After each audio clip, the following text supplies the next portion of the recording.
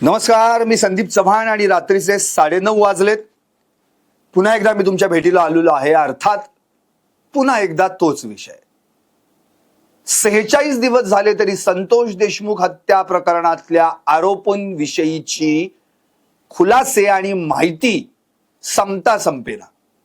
जणू काही डोंगर हाती लागलाय आणि तो आम्ही पोखरतोय आणि तुमच्यापर्यंत त्यातलं आमच्या हाताशी काय लागलं ते पोहोचवण्याचा प्रयत्न करतोय.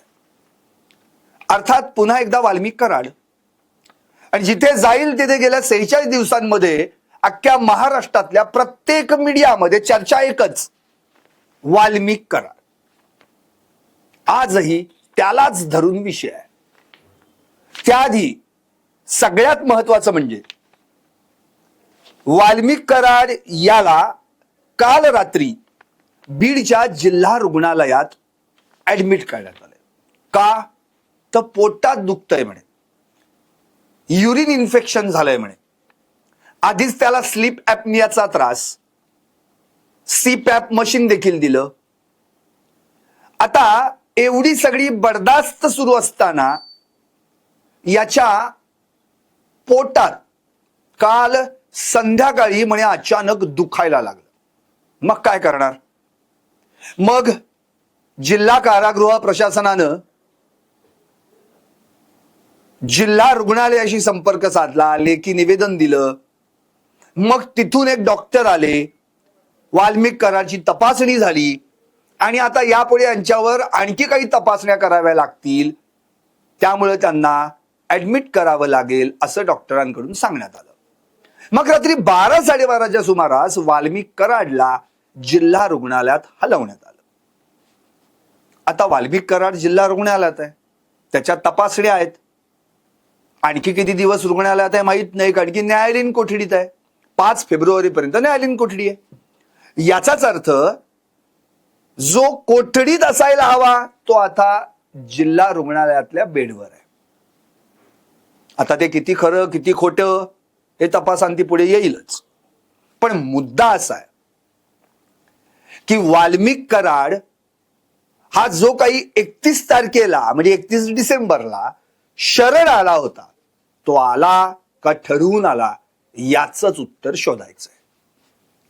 या वाल्मिक कराडचे किस्से कारनामे काही संपता संपत नाही, ते सुरूच आहेत. म्हणजे पोतडीत हात घातला, वाल्मिक कराडच्या गाठोड्यात हात घातला, हात वर काढला की नवीन काहीतरी हाताला लागलंच म्हणून समजा. आणि आता प्रत्येक जण खोदून काढतात एक एक किस्से. त्यातला एक किस्सा आता एक लेटेस्ट आहे, तो तुमच्यापर्यंत पोहोचवतो. काय किस्सा आहे?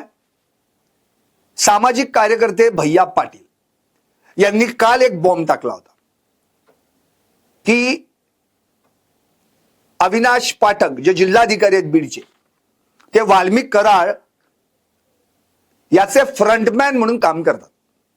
महसूल मधले सगळे घोटाळे वाल्मिक कराडनं या अविनाश पाठक यांच्या मार्गदर्शनाखाली केले आहेत असा आरोप भैया पाटलांनी केलाय. इतकंच नव्हे, एवढं माहीत असूनही त्यांची एकदा सुद्धा चौकशी केली गेलेली नाही. आता यांना धनंजय मुंडे वाचवतायत का? अविनाश पाठक कुणाच्या आजचं खेळणं आहे का? या सगळ्याच प्रश्नांची उत्तरं भविष्यात तपास यंत्रणेच्या माध्यमातून पुढे येतीलच किंवा ती आणावी लागतील. पण आजचा विषय त्याही पेक्षा वेगळा आहे. आणि हा विषय सीसीटीव्ही फुटेजचं लोणचं घालणार का? कारण की 2 सीसीटीव्ही फुटेज तुमच्या हाती लागलेत, माध्यमांमधून ते प्रसारित देखील झाले. आणि उरला त्या विष्णू चाटेचा विषय. त्याच्याकडचा मोबाईल अजूनही सापडेना. 18 जानेवारीला हा विष्णू चाटे अटक झाला, 18 डिसेंबरला. आणि अटक झाल्यानंतर आजही इतके दिवस पोलीस कोठडीत असून सुद्धा त्याच्याकडचा मोबाईल कुठं आहे हे त्याला सांगता येत नाही. म्हणतोय आठवेना. अरे मग अशा विष्णू चाटेला फोडून काढायला पाहिजे, कारण की त्याच मोबाईलच्या माध्यमातून विष्णू चाटे आणि वाल्मिक कराड यांचं काय कॉन्व्हर्सेशन झालेलं आहे हे समोर येणार आहे आणि तेच या तपासातलं सगळ्यात महत्वाचं प्रूफ असणार आहे. आता येऊयात आपल्या मूळ मुद्द्यावर. CCTV footage. सीसीटीव्ही फुटेज पत्रकारांना मिळतं, माध्यमांना मिळतं, पण गृहमंत्र्याला मिळत नाही, पोलिसांना मिळत नाही, सीआयडीला मिळत नाही, एसआयटीला मिळत नाही. आठवतंय तुम्हाला? वाल्मिक कराड शरण येणार ही बातमी माध्यमांतून पहिल्यांदा आली.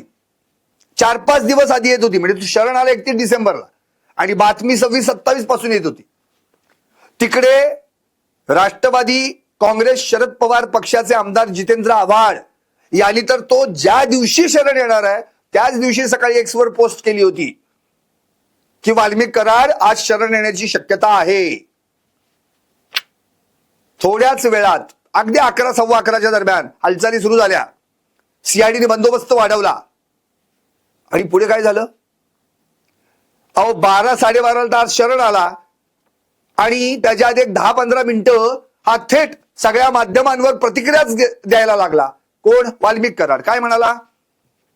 माझा या खंडणीच्या गुन्ह्याशी काही संबंध नाही, संतोष देशमुखच्या हत्येशी तर अजिबात संबंध नाही, मला उगाच राजकीय द्वेषापोटी अडकवलं जातंय, मी अटकपूर्व जामीन घेऊ शकतो, तरी देखील मी शरण येतोय, मला खात्री आहे मी जर दोषी असेल तर मला शिक्षा करा, असं म्हणाला.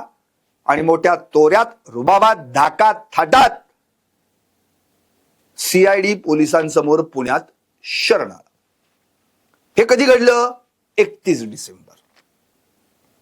परवाच म्हणजे 21 तारखेला एक व्हिडिओ म्हणजे सीसीटीव्ही फुटेज अख्ख्या महाराष्ट्रानं पाहिलं.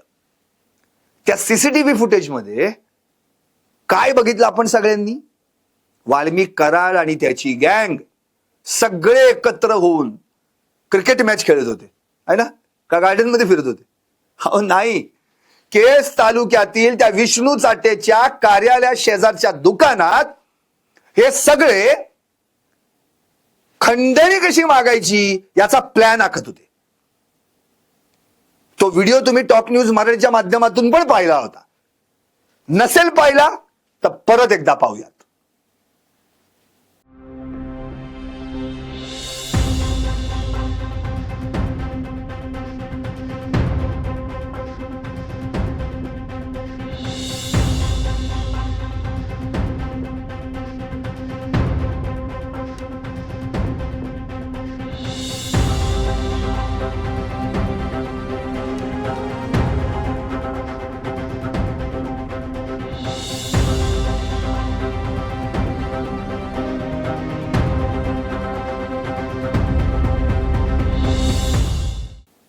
पाहिलात? 29 नोव्हेंबर 2024 काय दिसले या व्हिडिओमध्ये? सगळ्यात पहिल्यांदा वाल्मिक कराड, त्याच्या शेजारी विष्णू चाटे, त्याच्या मागे प्रतीक गुले, त्याच्या शेजारी सुदर्शन गुले, त्याच्या पलीकडं तो सुधीर सांगळे, त्याच्या अलीकडं कृष्णा आंधळे आणि सगळ्यात शेवटची एंट्री PSI राजेश पाटील. हा त्यावेळी PSI होता केजचा, नंतर त्याचं निलंबन झालं. म्हणजे चोराबरोबर पोलीस. आता चोर पोलीस हा खेळ पूर्वी कसा असायचा? चोर पळून गेलेले असायचे किंवा पुढे पळायचे आणि पोलीस त्यांना मागे शोधायला जायचे. आता उलट झालंय. आता चोर दिमागात पुढे चालतात आणि पोलीस त्यांना संरक्षण देण्यासाठी त्यांच्या मागे चालतात. तुम्ही व्हा पुढे, आम्ही आहेच तुमच्या मागे. राजेश पाटील त्या ठिकाणी उपस्थित होता. आता हे एवढे सगळे एकत्र आले 29 नोव्हेंबर 2024, म्हणजे संतोष देशमुख यांच्या हत्येच्या आधी 9 दिवस, 9 ते 10 दिवस. त्याच दिवशी सुनील केमू शिंदे, मस्साजोग येथील अवादा कंपनीचे सुपरवायझर, यांनी काय केलं होतं? यांनी एक फिर्याद दाखल करण्याचा प्रयत्न केला पण घेतला नाही. ती दाखल झाली 11 डिसेंबरला. आता या दरम्यान काय घडलं ते फार महत्वाचं आहे. 29 तारखेला या सगळ्यांनी त्या दुकानात जमून अवादा कंपनीकडे कशी खंडणी मागायची याचा प्लॅन केला. बरोबर त्याच दिवशी 29 तारखेलाच सुनील केमू शिंदे यांना खंडणीचा फोन गेला. फोन विष्णू चाटेचा. विष्णू चाटेच्या फोनवरून बोललं कोण? वाल्मिक कराड. सुदर्शन घुले सांगतोय ते करा, नाहीतर हातपाय तोडू अशी धमकी दिली, अशी फिर्याद सुनील केमू शिंदे यांनी 11 डिसेंबरला नोंदवली. आता वाल्मिक कराड विष्णू चाटेच्या फोनवरून बोललाय. काय वाक्य फार महत्वाचं, परत एकदा रिपीट करतो मी. सुदर्शन घुले सांगतोय तसं करा. याचाच अर्थ सुदर्शन घुलेनी सुनील केमू शिंदे याला आधी जे सांगितलंय ते करा.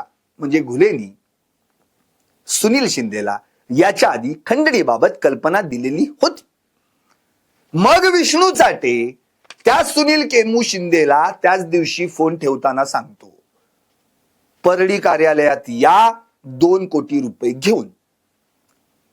आता हा सगळा जो काही प्रकार ज्या दिवशी घडला त्याच दिवशी खंडणीचा फोन गेला.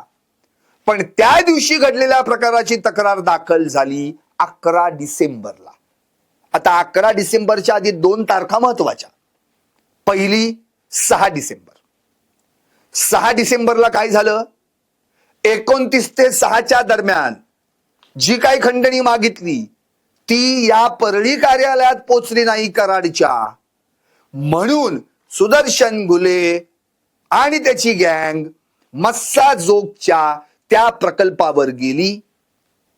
गेट वर लाथा मारल्या, आत जाण्याचा प्रयत्न केला. वॉचमन अडवायला आला, आतून काही अधिकारी आले, पण वॉचमनला मारहाण केली, मग अधिकाऱ्याला मारहाण केली. आणि ही सगळी मारहाण जी झाली त्यात आपल्या गावातील वॉचमनला मारलंय. म्हणून ते प्रकरण काय आहे आणि त्याचा बचाव करण्यासाठी मस्साजोगचे सरपंच संतोष देशमुख काही ग्रामस्थांसह त्या ठिकाणी गेले. मग तिथे वादावादी झाली, मग तिथे थोडीफार हाणामारी झाली. त्याचा व्हिडिओ व्हायरल झाला आणि हा व्हायरल झालेला व्हिडिओ यांच्या जीवाला लागला. का? तर त्या घुलेचा बर्थडे, भाऊदा बर्थडे आहे भावाचा, पण मार खाल्लाय ना, काहीतरी झालंय, हट झालं, इगो हट झाला, मला मारलं दाखवतोच. 7 तारीख गेली, 8 तारीख उजाडली. तोपर्यंत हा व्हिडिओ व्हायरल झाला होता. 8 तारखेला नांदूर फाट्यावरील तिरंगा धाब्यावर घुले आणि त्याची गँग हे सगळे आले, जमले, बसले. गावरान चिकन शिजवण्याची ऑर्डर दिली, चिकनवर ताव मारला, चिकन खाल्लं आणि दुसऱ्याच दिवशी 9 तारखेला अख्खा माणूस खाल्ला. लचके तोडले, 56 वार केले, क्लचच्या तारेनं टोचत होते, लाकडी दांडक्यानं फोडत होते, गॅसच्या पाईपानं अक्षरशः मारत होते. पाणी मागत होते संतोष देशमुख, पण पाणी सुद्धा पाजलं नाही. इतकी निर्दयी आणि निष्ठुर ही जी सगळी गँग, ज्यांच्या हृदयात ज्यांच्याकडे काळीज बिनकाळजाचे हे सगळे, या सगळ्यांनी संतोष देशमुख यांना हाल हाल करून मारलं. आता 29 तारखेला हे जे सगळं घडलंय याचा फुटेज, 29 नोव्हेंबरचं फुटेज बाहेर कधी आलं?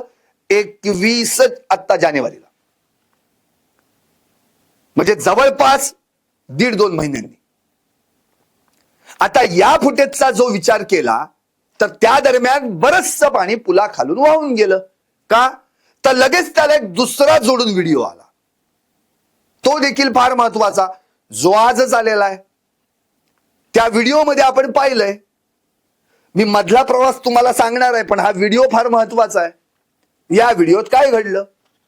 या व्हिडिओमध्ये बीड मधील 3 गाड्या बाहेर पडल्या 30 डिसेंबरला. सोलापूर धुळे राष्ट्रीय महामार्ग, मांजूर सुबा या बीड मधील गावामध्ये या गाड्या आल्या, एका हॉटेलवर जेवण झालं, पेट्रोल डिझेल भरलं गेलं आणि मग 1:36 मध्यरात्री या गाड्या धाराशिव जिल्ह्यातील टोल नाक्यावरून पास झाल्या. यातलीच एक गाडी दुसऱ्याच दिवशी म्हणजे 31 डिसेंबरला पुण्यात होती आणि याच गाडीतून हा वाल्मिक कराड थाटामाटात रुबाबात धाकात CID पोलिसांसमोर शरण गेला. कशी लिंक आहे बघा. आता त्या गाडीत कोण होतं काहीच समजायला मार्ग नाही. आलिशान गाड्या, काळ्या काचा आणि आत काळी कृत्य करणारे हे सगळे गुंडपुंड. आता कराड 11 तारखेला खंडणीचा गुन्हा दाखल झाल्यानंतर म्हणजे 11 डिसेंबरला गुन्हा दाखल झाल्यानंतर जो फरार झाला तो थेट 31 डिसेंबरला शरण आला. म्हणजे मधले दिवस किती? 18-19 दिवस. या 19 दिवसांमध्ये तो कुठं कुठं होता सगळं काही मीडियाने प्रसारित केलं. बीड मधून बाहेर पडला परळी वैद्यनाथाचं दर्शन घेऊन, नंतर मध्य प्रदेशात गेला महाकालेश्वराचं दर्शन, नंतर अक्कलकोट स्वामींचं दर्शन, सगळं देवदर्शन झालं आणि मग पुण्यात आला. पण आता या व्हिडिओमुळे, जो व्हिडिओ आज आपण सगळ्यांनी पाहिलाय टॉप न्यूज मराठीवर, तर तुम्ही ऑलरेडी तो पाहिलाय, पाहिला नसेल तर परत एकदा पाहूयात. 30 तारखेला या 3 आलिशान गाड्या कशा बाहेर पडल्या.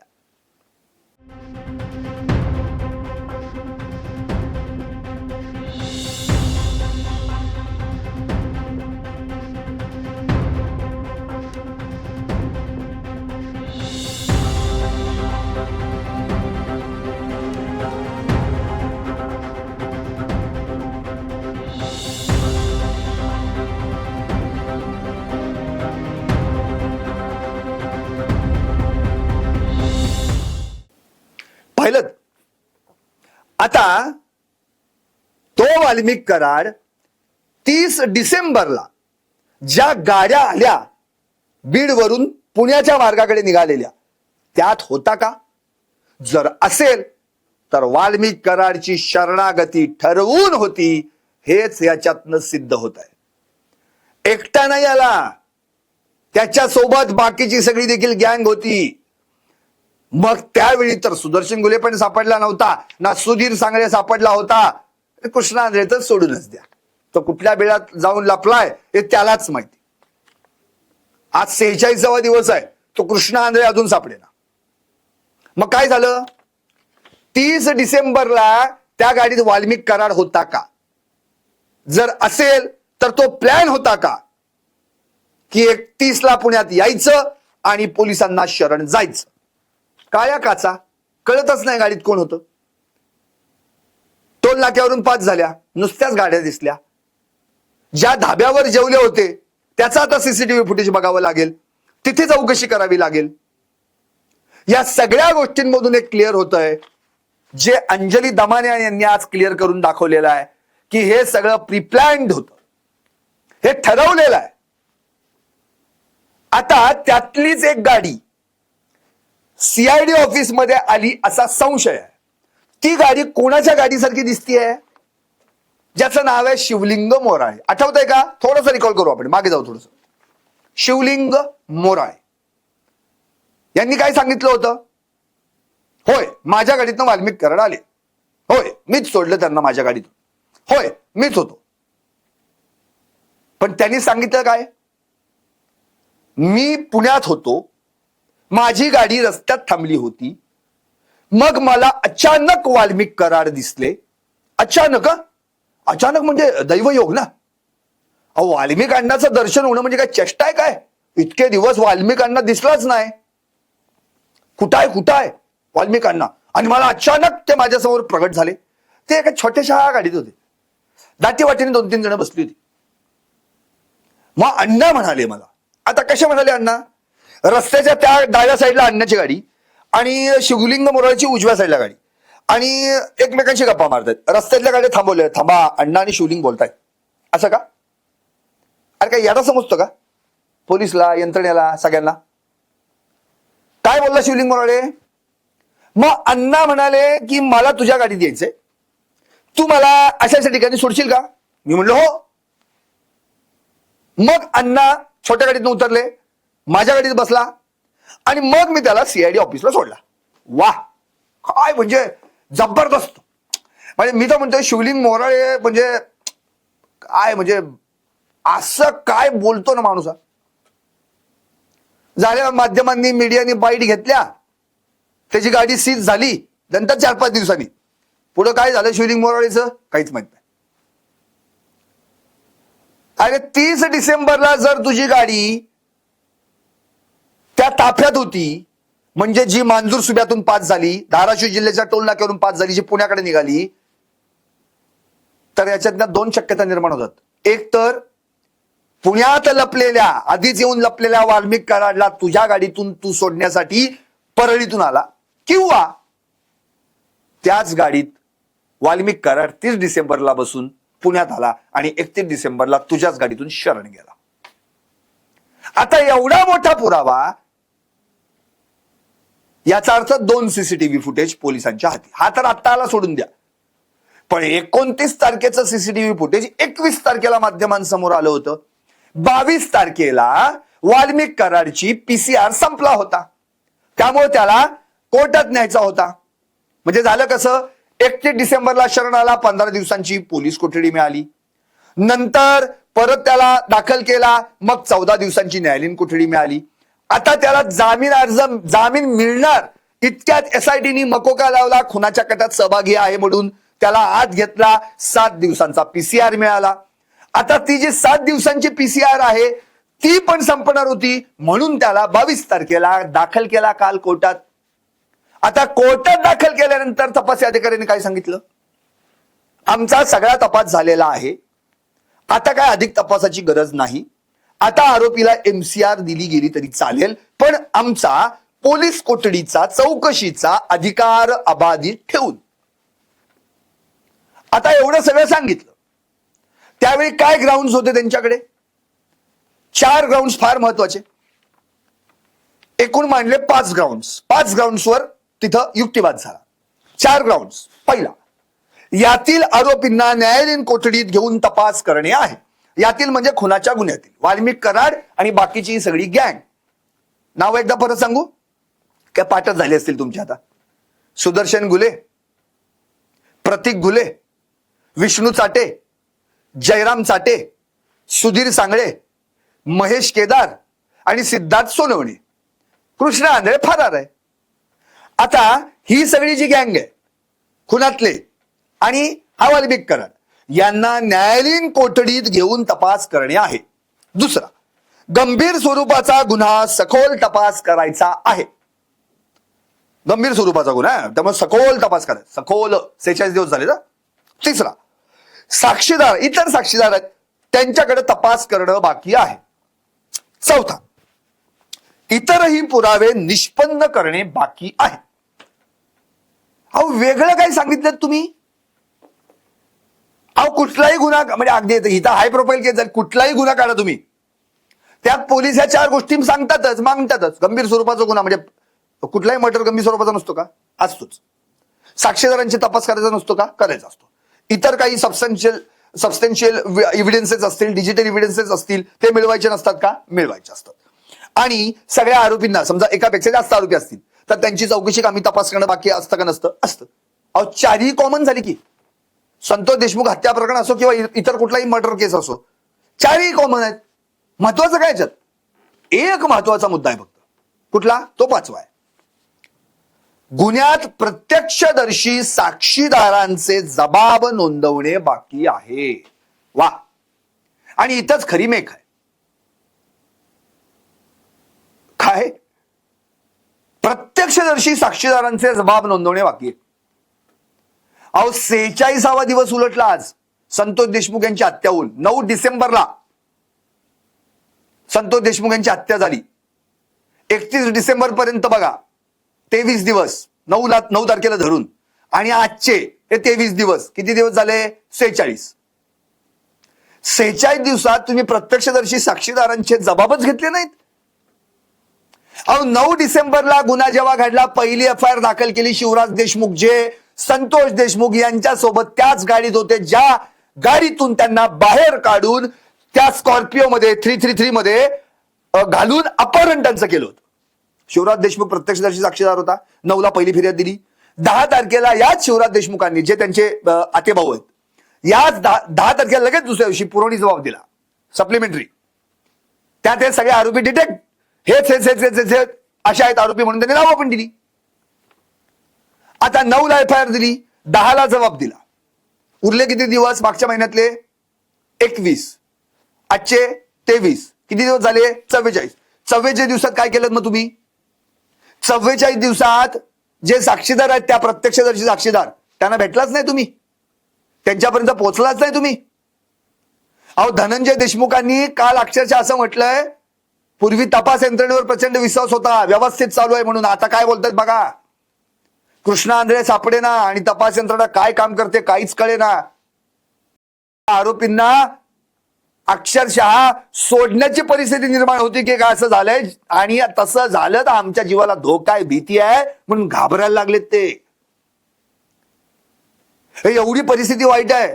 9ला खून होतो, 10ला जबाब होतो साक्षीदारांचा, आणि आज 23 जानेवारी, 46 दिवस उलटतात तरी अजून यांचा प्रत्यक्षदर्शी साक्षीदारांचा जबाब घेणं बाकी आहे. आता काय बोलणार? सगळं अवघडच झालं. बर, एवढं सगळं ग्राउंड्स मांडले, पण जो 21 तारखेला व्हिडिओ बाहेर आला, 29 नोव्हेंबरचा, जो तुम्ही आम्ही सगळ्यांनी बघितला मगाशी, तो व्हिडिओ, ते CCTV फुटेज, त्याच्याबद्दल तपास यंत्रणांनी कोर्टात काहीच सादर केलं नाही. तो व्हिडिओच, म्हणजे व्हिडिओच्या दृष्टिकोनातून विचार केला तर ही सगळी गँग त्यात दिसतीये. अहो तो व्हिडिओ कोर्टात सादर केला गेला असता आणि जर म्हटलं असतं की या व्हिडिओत हे सगळे आरोपी एकत्र दिसतायत, आम्हाला पोलीस कोठडी म्हणजे PCR एक्सटेंड करून हवा आहे, तर कदाचित PCR मिळाला असता वाल्मिक कराडचा, पण तसं केलंच नाही. म्हणून मी प्रश्न करतोय, मग या CCTV फुटेजचं काय लोणचं घालायचंय का? काय करायचंय CCTV फुटेजचं? म्हणजे माध्यमांना CCTV फुटेज मिळतं, पत्रकारांना CCTV फुटेज मिळतं, पण गृह मंत्रालय, पोलीस यंत्रणा यांना CCTV फुटेजच मिळत नाही. बरं मिळालं, इथं तिथं तुमच्यापर्यंत पोहोचलंय,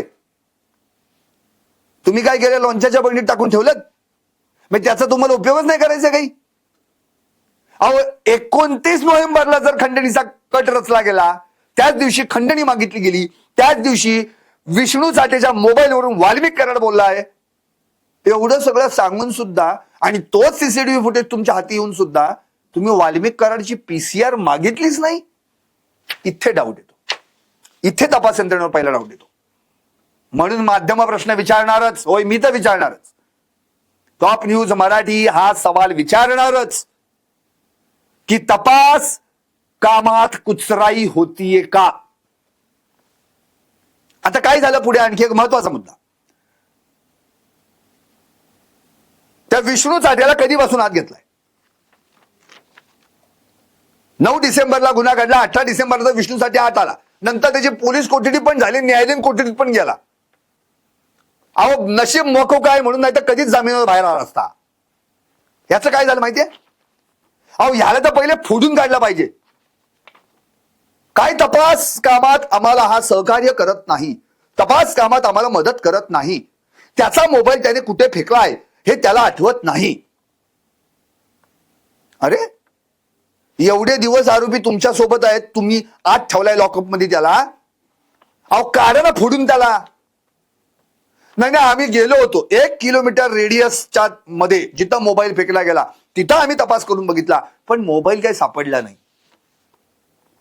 अहो मोबाईल सापडला नाही म्हणजे बॉम्बला त्यातला CDR पण नाही, कॉन्व्हर्सेशन नाही करणार. विष्णू साठे आणि वाल्मिक कराड काय बोलला काहीच समजत. तुम्ही काय सांगताय बघा, तपास यंत्रणेने काय सांगितलं कोर्टामध्ये?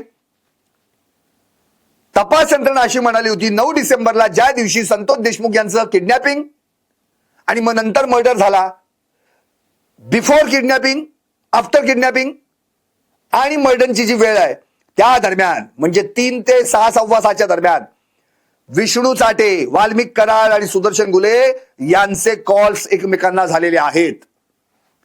3 ते सव्वा 3च्या दरम्यान संतोष देशमुखांचं अपहरण झालं. नंतर 3:20 ते 3:30 म्हणजे या 10 मिनिटांमध्ये विष्णू चाटे वाल्मिक कराडशी बोललेला आहे.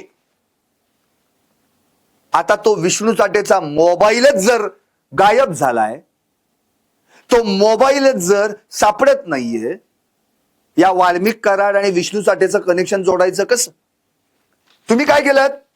238 एक कलम एक्स्ट्रा टाकलं त्याच्यावर, BNS प्रमाणे 238 कलम टाकलं. काय? संबंधित वस्तू जी पुराव्यासाठी अत्यंत महत्वाची होती ती वस्तू आरोपीकडून गहाळ झाली आहे. ठीक आहे, आपण तो नॉन बेलेबल ऑफेन्स आहे, सॉरी बेलेबल ऑफेन्स आहे, त्यात जामीन मिळू शकतो. दुसरी गोष्ट, पर्पजफुली केलंय का नाही हे पण तुम्ही सांगत नाहीये. तो घाबरला होता का वगैरे? घाबरला होता? अहो, संतोष देशमुख यांचा जीव घेताना ते घाबरे गुबरे झाले नाहीत का? ते जीव सोडताना यांना वाईट वाटलं नाही का? ते जीव सोडताना यांचं काही तरतरलं नाही का? आणि तुम्ही आता तो घाबरलाय का नाही बघताय? अहो, कुठं मोबाईल टाकला आणि कुठं फेकला यापेक्षा त्याला फोडून काढला असतं इतक्या दिवसात, तर सगळं जागेवर मिळालं असतं. काय चाललंय तुमचं नक्की? अंजली दामानिया म्हणाल्या न्याय मिळण्याची शक्यताच नाहीये इथं.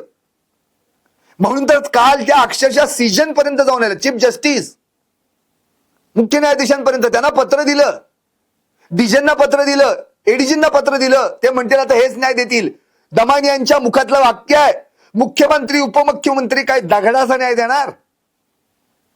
त्यांनी तर स्पष्टच सांगितलंय, एक्स वर जे काही युजर्स आहेत त्या सगळ्यांनी एक मोहीमच राबवा, धनंजय मुंडे राजीनामा द्या असं पोस्ट शेअर करत चला.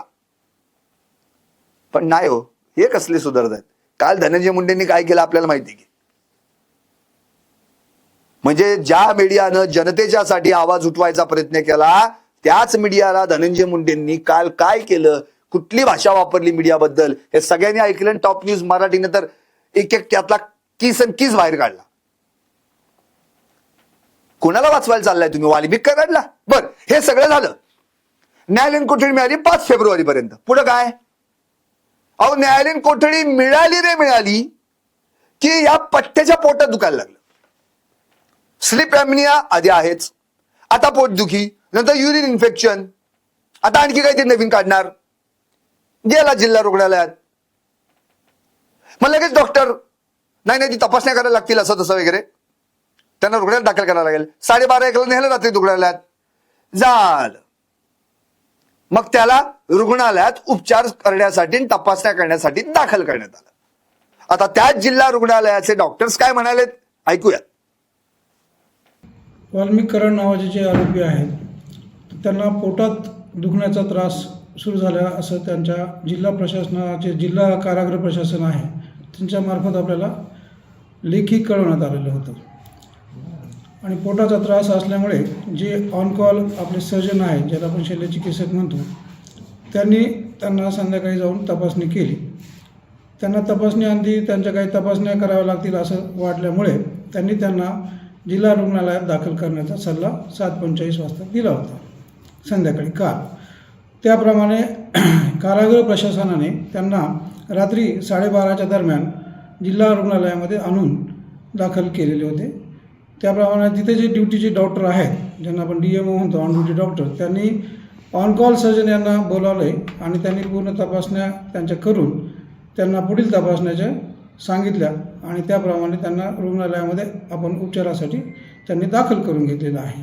सध्या ते वॉर्डामध्ये उपचारासाठी दाखल केलेले आहेत आणि त्यांच्यावर पुढील उपचार आणि पुढील तपासण्या करण्याची प्रक्रिया चालू आहे. किती वेळ लागेल साधारण या तपासण्या होण्यासाठी? सध्या तरी त्यांना सोनोग्राफी आणि रक्ताच्या तपासण्या आणि त्यांचे जे इतर मूळ आजार आहेत त्याबद्दलच्या तपासण्या आहेत, एक्सरे वगैरे, ECG, या एक बेसिक तपासण्या सगळ्या त्यांनी सांगितलेल्या आहेत. लघवीची तपासणी आहे, रक्ताच्या तपासण्या आहेत आणि सोनोग्राफी आहे. त्यांचे रिपोर्ट आल्यानंतर त्यांना काही पुढील तपासण्या लागतील का काय ते आपल्याला कळवतील.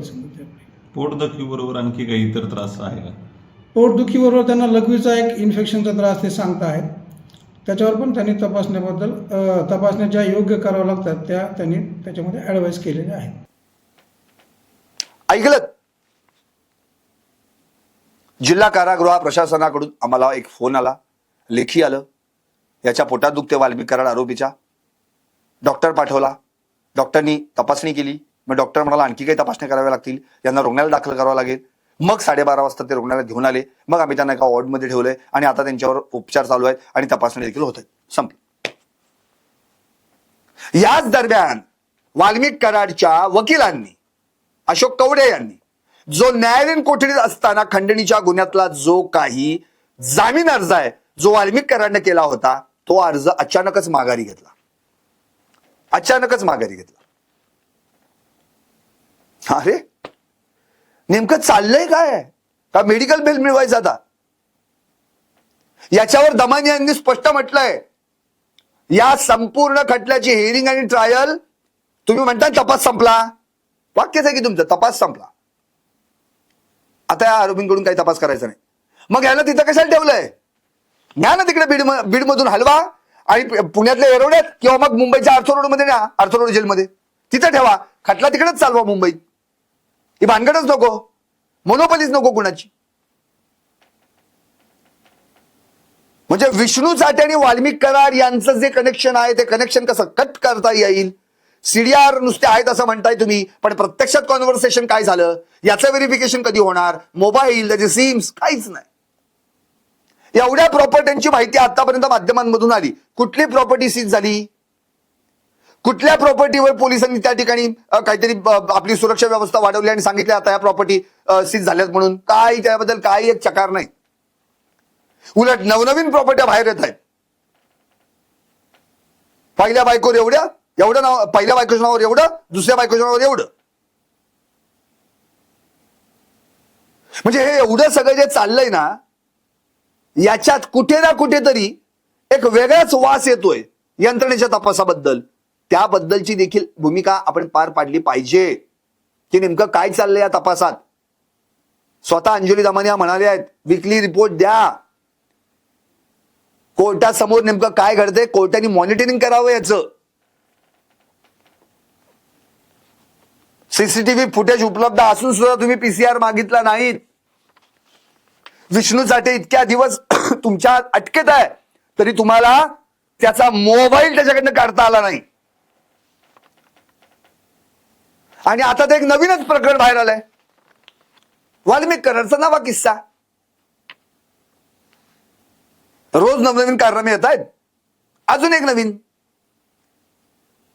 भैया पाटील म्हणून सामाजिक कार्यकर्ते आहेत, त्यांनी काय म्हटलंय, या वाल्मिक कराडनं गेल्या वर्षी पोलीस स्टेशनच्या PI/PSI ना नव्या कोऱ्या बुलेट आणि आयफोन दिलेले आहेत.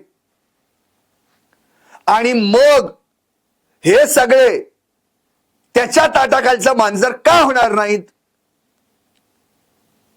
म्हणून तर त्या 29 नोव्हेंबरच्या ज्या सीसीटीव्ही फुटेज मध्ये आपल्याला जो राजेश पाटील दिसतोय ना, तो त्यामुळेच PSI सदरक्षणाय खल निग्रहणाय, हे तर उलटच करतायत. खलरक्षणाय सदनिग्रहणाय अशी परिस्थिती झाली. म्हणजे या वाल्मिक कराडनं प्रलोभन दाखवून पोलीस स्टेशन मध्येच आपली माणसं पेरलेली आहेत. मग आपले सगळे गुंडपुंड चेले चपाटे आणि हे सगळे पोलीस आपल्याच ताटाखालची मांजर. तुला बुलेट घे, तुला आयफोन घे, आणि आता आम्ही म्हणतो ते कर.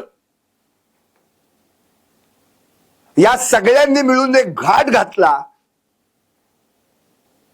आणि बीड जिल्ह्यात अक्षरशः थैमान माजवलंय. आता एवढ्या सगळ्या केसेस बाहेर निघाल्यात, एवढी सगळी बाहेर माहिती येते, तरी सुद्धा अजून वाल्मिक कराडला वेगळीच ट्रीटमेंट दिली जाते. ना हातात बेड्या, ना डोक्यात कुठलं काळं कपड, ना काही नाही, निवांत आहे पट्ट्या. मला हे दुखतंय, मला ते होतंय, मला असं होतंय, मला तसं होतंय. याच्या आधी बोंबलत फिरताना तुला कधी झालं नाही बाबा, आता तुला अचानक कसं काय व्हायला लागलं? म्हणजे इतके दिवस तुझ्याकडनं जे काही घडत होतं, इतरांच्या मुंडक्यांवर पाय ठेवून जी काय प्रॉपर्टी जमवली तू, खोट्या केसेस मध्ये लोकांना अडकवलं तू, सगळं स्वतःच्या म्हणजे म्हणतो ना आपल्या कणिकात भरून घेतलं तू, आणि आता सांगतो मला त्रास होतोय. वाल्मिक कराड एक वेगळं गुडच होऊन बसलंय आता. किती हात घाला वेगळंच काहीतरी बाहेर पडतंय. याला कुठेतरी चाप बसला पाहिजे. तपास अगदी व्यवस्थित प्रॉपर व्हायला पाहिजे. प्रॉपर. ते महादेव मुंडे, चेतना कळसे ही प्रकरण पॅरलल तपास करा. आपण संतोष देशमुख यांचा तपास प्रायोरिटीनं करा, नाहीतर आणखी काहीतरी मागची काढाल प्रकरण आणि संतोष देशमुख बासनात गुंडाळून ठेवाल. ही रीत काय नवीन नाही, हे माहिती आहे सगळ्यांना. संतोष देशमुख यांच्या प्रकरणाचा जागर व्हायलाच हवा. हे महाराष्ट्राच्या जनतेनं जे काही खुलं आव्हान दिलंय पोलीस तपास यंत्रणेला आणि सगळ्या सरकारला, काही करून या आरोपींना फासावर लटकवलंच पाहिजे. मग तो वाल्मिक कराड असो किंवा आणखी कुणी. उपमुख्यमंत्री एकनाथ शिंदे यांनी काल तसं स्टेटमेंटच दिलंय. वाल्मिक कराड असो वा कोणी दुसरा, फाशी होणारच. मस्त वाटलं ऐकून माजी मुख्यमंत्र्यांच्या तोंडून. फक्त आता जसं बोललाय ना तसं करण्याची पण तयारी ठेवा. त्या अक्षय शिंदे सारखं करू नका. आणि तो काय उद्योग झालाय तो नंतर तुम्हालाच निस्तरायचा आहे. पण आता या उद्योगात वेगवेगळे काही जे उद्योग समोर आलेत ना, ते उद्योग धंदे बंद करा पहिले, आणि ते बंद करण्यासाठी पावलं उचला. नुसतं आपलं 26 जानेवारी 15 ऑगस्टला पालकमंत्र्यांनी ध्वजारोहण आणि ध्वजवंदन करण्यासाठी नाही दिले पालकमंत्रीपद. त्या जिल्ह्यातली सगळी घाण बाहेर काढण्यासाठी दिलंय. गटार साफ करायचं असेल ना तर गटार उतरावं लागतं, तेव्हा गटार साफ होतं. त्यामुळे आता हा सगळा विचार करून नुसतं बीड जिल्ह्याचा नाही, प्रत्येक जिल्ह्यात पालकमंत्री नेमलेत, काय काय तर सहपालकमंत्री नेमलेत. एक नवीनच पद आलंय. म्हणजे परवा हसन मुश्रीफ बोलून गेले. हे सहपालकमंत्रीपद काय आहे ना, हे मी मुंबईला जाऊन माहिती करून घेणार आहे. आधी आपल्याला पद माहित होतं पंतप्रधान, नंतर तयार झालं उपपंतप्रधान, नंतर पद काय आलं मुख्यमंत्री तर होतच, नंतर त्याच्या जोडीला आलं उपमुख्यमंत्री. आता पालकमंत्र्याच्या जोडीला काय आलं सहपालकमंत्री. कदाचित भविष्यात सहमुख्यमंत्री असं देखील येऊ शकतं आणि बऱ्याच जणांची स्वप्न देखील पूर्ण होऊ शकतात. पण तुमची स्वप्न पूर्ण करताना इतरांच्या स्वप्नांची राखरांगडी होणार नाही. ज्या जनतेने तुम्हाला मॅन्डेट दिलंय ना, ज्या जनतेने तुम्हाला या आत्ता खुर्चीवर बसवलंय ना, ती खुर्ची 5 वर्षांसाठीच आहे, हे पण लक्षात असू द्या. 2029 ला पुन्हा इलेक्शन आहे. वन नेशन वन इलेक्शन, काय तुम्हाला घ्यायचं ते घ्या, पण मत देणार जनताच हे विसरू नका. त्यामुळे हा बीड जिल्ह्यात जे थैमान माजलंय ना, ते सगळं बाजूला करायचं असेल तर पर्याय एकच आहे, ही वाल्मिक कराड आणि त्याची गँग आणि याच्यासोबत जी काय बाकीची मंडळी आहेत आणि यांच्यावर ज्यांचे कोणाचे राजकीय वर्त असतायत ना, हे सगळे एकत्र घ्या, यांच्यावर गुन्हे दाखल करा, जरब बसवा. महाराष्ट्रातला प्रत्येक जिल्हा साफ करायचा आहे, नुसता बीड नाही. 36 जिल्ह्यात 36 नखरे आहेत. आता ते सगळे मिटवायचे असतील ना, तर सर्वात पहिल्यांदा या सीसीटीव्ही फुटेजचा फायदा इतर कुणाला होऊ नये आरोपींना, त्यासाठी पहिल्यांदा त्याच्यावर झडप घाला. नाहीतर नुसती जी काय माध्यमांमधून माहिती बाहेर येते त्याचं लोणचं करत घालाल आणि शेवटी नंतर तेच सगळ्या खटल्याच्या दरम्यान वाढत बसाल. त्याचा काही उपयोग नाही. लोणच्यानं पोट भरत नाही, पण लोणच्यानं चव मात्र जेवणाला येते, एवढं लक्षात ठेवा. या सीसीटीव्ही फुटेजचा फायदा होऊ शकतो, त्याचा वापर करा आणि त्या विष्णू चाटेला फोडून काढा. इतके दिवस आहे, मकोकात पण हात घेतलाय, मोबाईल कसा मिळत नाही, भले भले पोलिसांसमोर चळाचळा कापतात आणि मुकाब सुद्धा बोलतो असं ऐकलंय आम्ही महाराष्ट्र पोलिसांसमोर. संधी आहे, विष्णू चाटेला पण दाखवा की महाराष्ट्र पोलिसांची ताकद काय. पाहत राहा टॉप न्यूज मराठी, आपला महाराष्ट्र, आपली बातमी.